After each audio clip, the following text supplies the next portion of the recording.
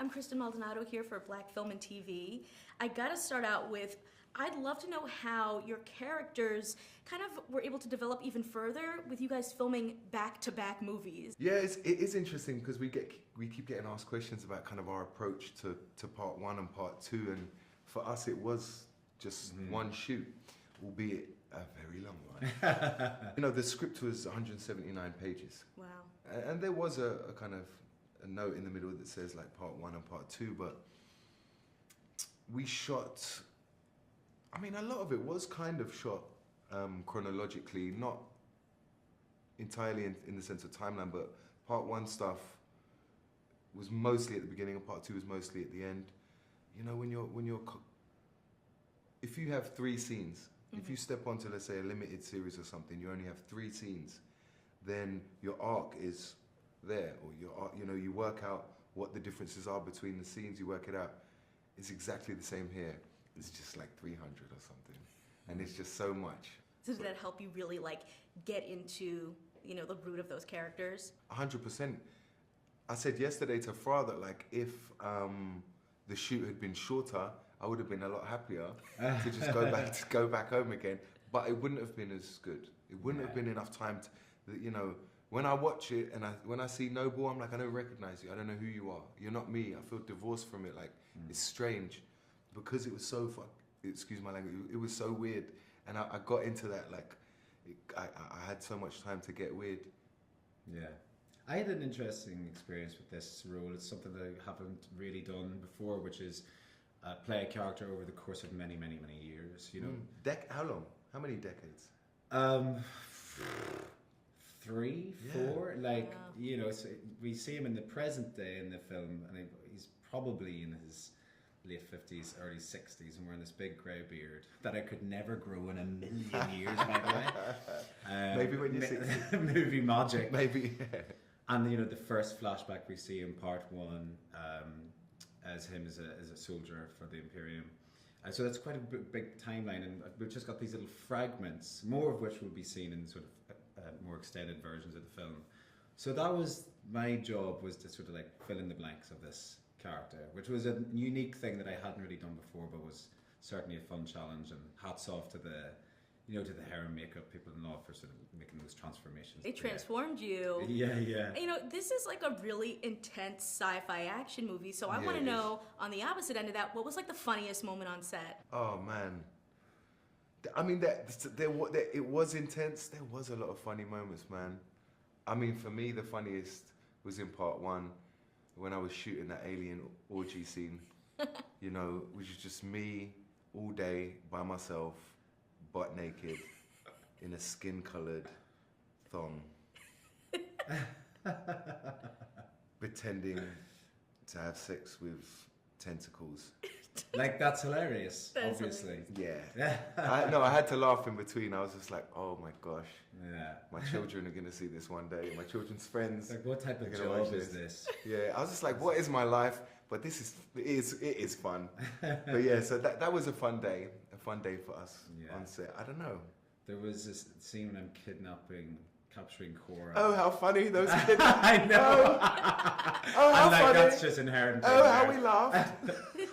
But there was like a camera sort of following young Kora around, and it was really, really far away. So I was just sort of waiting until the camera comes near me to, you know, start acting and stuff, because that's just how I roll. And there's this wonderfully dedicated essay that I was sort of, no, please don't kill me, please. I'm vocalizing it all. Please don't kill me, kill her. It was just wonderful, like just throwing this other girl completely under the bus. It was great. I was pissing myself. Obviously, you guys are a little bit more the villains, but there is this really great message in this film of just like these underdogs kind of coming together. And I was wondering, have you ever felt like an underdog or felt underestimated, and how did you get through that? Oh my God. When have I not felt?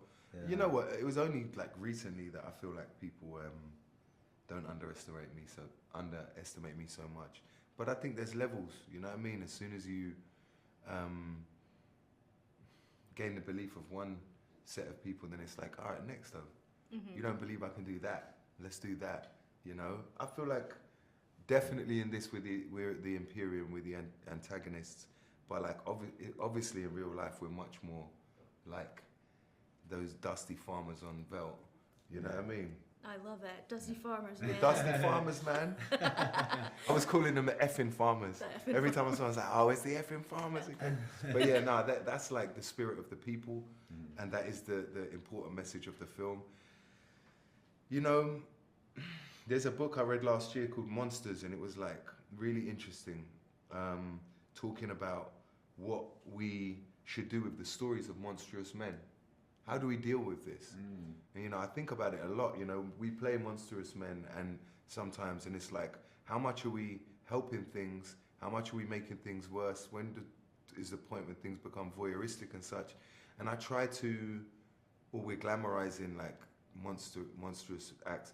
And so I try to pick characters that don't live in a gray area for sure. And I feel like with Noble and Belisarius, you know, Zack was very clear. It's like, we're not sugarcoating this stuff. This is fascism. This is in all of its horror, and we're going to show this. And it's really horrible to play those guys, but we showed them. But we're really like the dusty farmers. Hi, I'm Kristen Maldonado from Black Film and TV. So I am so excited about this film for people to see it, and I'm so fascinated by the character development you guys go through over the two films, filming back to back. So did that help you when it came to really diving deeper into these characters compared to maybe other films when you don't film two films back to back? For sure, yeah.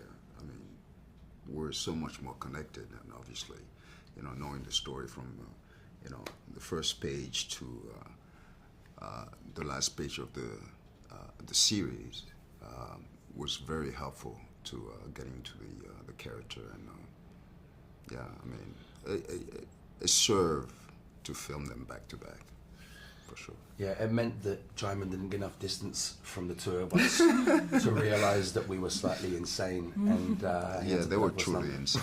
They were truly insane. He's not making it up. I mean, but I always that's say, my reality. I always say, if it stops making him smile, we'll stop doing it. It always makes him smile. No, but to second what Djimon said, that's 100% true. You know, it was the ability to not only just commit to the role itself, commit to the diet, commit to each other. You know what I mean? Doing it back to back, as tiring as it was, it did absolutely benefit not just our camaraderie on set, but off set, and I think it really worked for us to do it that way. Obviously, this is a very intense action sci-fi movie, but was there like any moment on set that you were just like, that was the funniest moment on set, like that was hilarious, like I couldn't film this scene because we were cracking up? Well, lots of moments with them two. Them two on set, absolutely. Oh wow.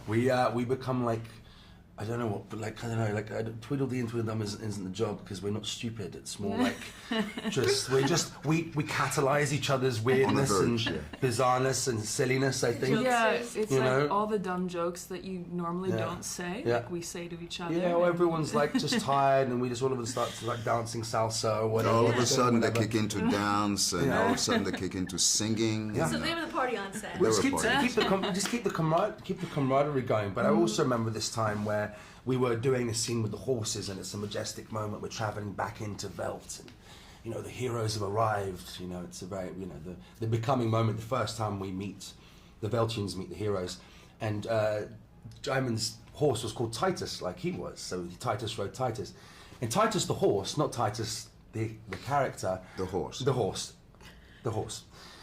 Starts farting at every trot. So we're trying to just trot in majestically, like, you know, heroes, and every trot, and we're all trying to stay heroic, and obviously so he's blaming it on the horse. He blamed it on the horse. I'm yet to prove either one, so let's leave it up to the spectators. It was embarrassing because at every thought, you know, somebody would turn their head, you know, but we're all in the scene, so eventually all of them would turn their head and look. Everyone, you'll see the scene. If they use that scene, you know, because the camera's here and all of us are looking that way, so you can't see our face because just like trying to keep away from the camera. But yeah, there was tons of fun. You know, I think when you're lucky enough to work with such an eclectic and hard-working and passionate cast, even when you're tired or you're overworked, we all find our moments and our pockets for humor and camaraderie. That is hilarious. I love that. This film, I feel like, really focuses on sort of like the underdogs, and they're coming together as a community, you know, people that are kind of underestimated. have there ever been times where you felt like underestimated, whether in your personal life or your career, and how do you like get past that? My whole life. Someone can start and I'll add. I'll just drop that bombshell. Well, you started beautifully. I mean, please go ahead. I mean, that's partially my reality as well. So. I think being underestimated in this industry is kind of somewhat inevitable just because of the sheer numbers. There's so many of us trying to make it and so many of us trying to succeed and find our space in the industry.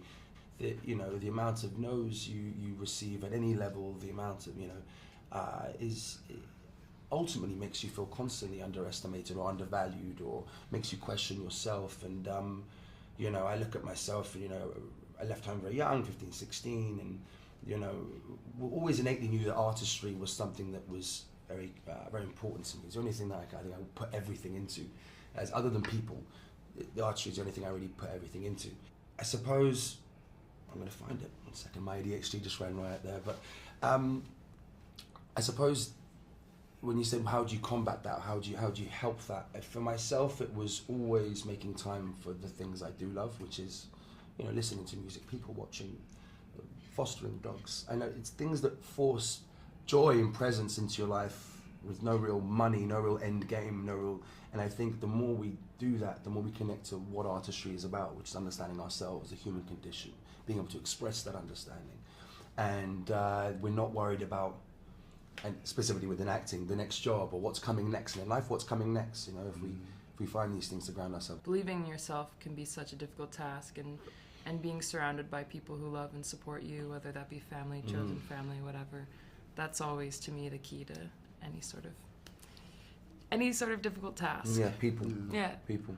I like the idea of not listening to people because, again, everybody has their motives in telling you something, and the challenges of life, basically, you face on a daily basis, pretty much trying to tell you that you're not worth it, or you don't deserve it, or so you just kind of have to hopefully have a clear understanding of your dreams, the direction you want to go with it, and just put blinds, on each side and just go for it, and not take advice, because advice it's also a little bit of the make of the people who are giving you those advices, and we're all somewhat conflicted at times with how we're evolving in life, and some of those people may have different motives. Maybe not the best interest. So it's not necessarily, oftentimes not the best interest, even if some of the advices are, great. I think it's best to listen to yourself. Can I ask, would you agree though that we do need people? Maybe if it's one or well, two. No, we do need no, people. I don't mean like, we I'm need to curious, reflect. now we're getting into this because No, we do need to reflect. We need people to reflect off. Yes, yeah. Off of. I don't think many, but I believe, No, you don't need that many. No. I mean, if one or even two, one. you're lucky to have, 100% agree. organically, sort of like invested in you. Then at that point, it's worth it. Yeah, I agree. I'll finish on this thing. I said this thing, I call it the 4 Ps, which is patience, passion, perseverance, and people. I think that's a good. I love that. I almost got it tattooed to me, so I think I mean it. Or it could be the ADHD being impulsive.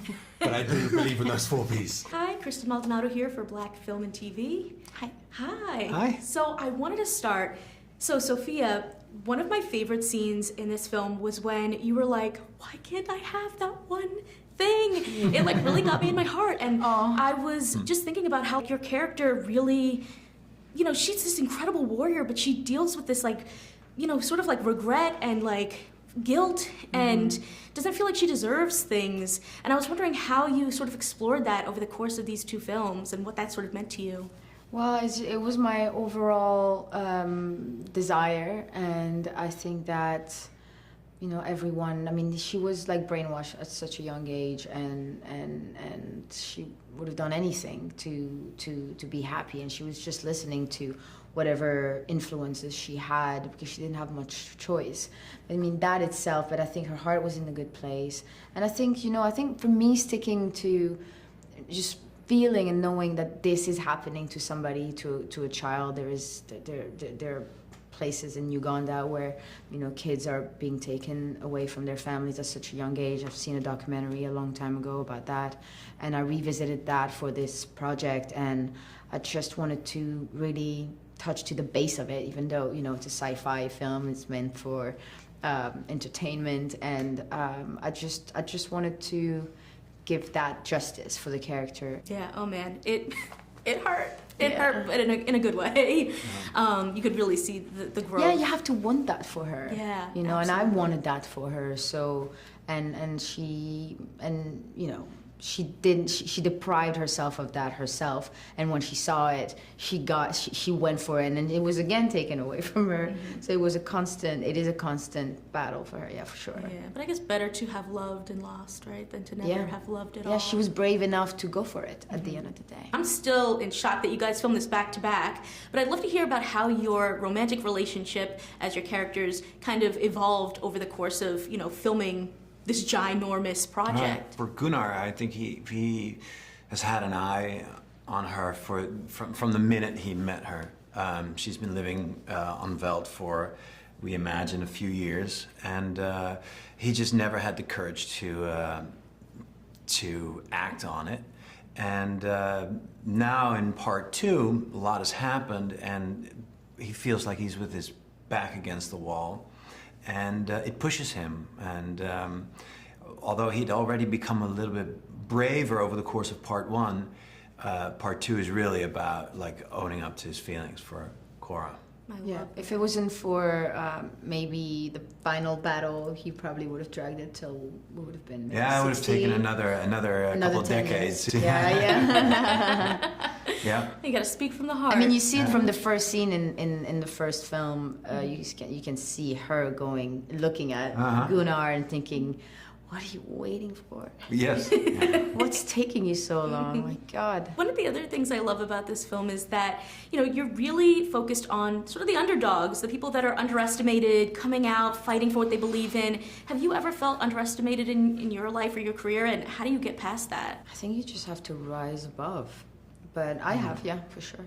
For sure when I was younger. But I think to some degrees everyone has. You know, do you think? Oh, absolutely. Yeah, yeah. And I'm also a supporter of Ajax. That's my favorite team in soccer, and they're definitely the underdogs now. So I'm suffering every week when my team is playing. But you know, there's nothing better than rooting for the underdog. You know, obviously this is a very intense sci-fi action adventure. What's the funniest thing that happened on set? Whenever the group was together, we had a lot of fun. Yeah. And sometimes also when we had a scene with all of us, not everybody would be as busy, you know. So maybe like the dialogue was between 2 of us, and there was like 5 other actors just standing around. And so if that happens for a big sequence, and we shoot that sequence over the course of a week or 2, you know, then we had fun. We had a lot of fun. Actually, both of us had a scene where we had to jump on a horse and we were drenched wet. And like that was like, how do we? And those horses were ginormous. We couldn't lift up our legs because they were problem, wet. right? Our jeans were stuck to our skin, and so like I think there's some footage about me missing and the horse taking off and me being like 3/4 on the, not even like a quarter on the horse. There was that was funny actually. It was also one of my favorite sequences, though, because that jump it in looks so the smooth. river Yeah. was also so cool. Yeah. It's fun to do.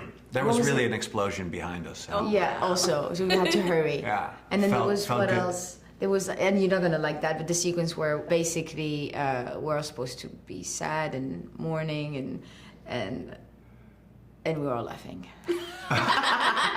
We were having so much fun with each other. I remember Djimon cracking jokes, and then on action we had to all cry and be sad, and then between takes we just couldn't stop laughing. Oh my And sometimes this happens when you have to shoot really sad scenes. I remember in part one, there's a scene where we're coming off of Kai's dropship, and we're all carrying boxes for him.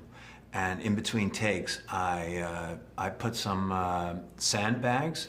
You know, they're always lying around on set. In the box that Djimon and Staz were carrying. You know, Oh, to make it extra heavy? Yeah, exactly. Oh, so you're the prankster on set. I love that. They're like, why is this I like so that heavy? kind of stuff. Yeah. See what happens. Oh, I love See if they it. notice. And they noticed. Hi, I'm Kristen Maldonado from Black Film and TV. Awesome. Nice to meet you. Nice to meet you. Now, I wanted to start with Kora. She broke my heart in this movie. Oh, yeah. That why can't I have that one thing? Yeah. Just really killed me. And I think it's so fascinating to see her be this like incredible warrior, but also have this guilt and sort of like just not feel deserving. And I was wondering what was like kind of the key to bringing her journey to life over the course of these two films. Yeah, and I think that that's really interesting, and that little line, which is really kind of buried in the movie, and it's cool that you. Oh, I loved that it. it nailed, that it landed on you, was that I had this notion that that's it, like she's completely selfless in a weird way. Even like when she's, you know, especially when she's just a soldier, she's like a machine that fights not for herself in any way.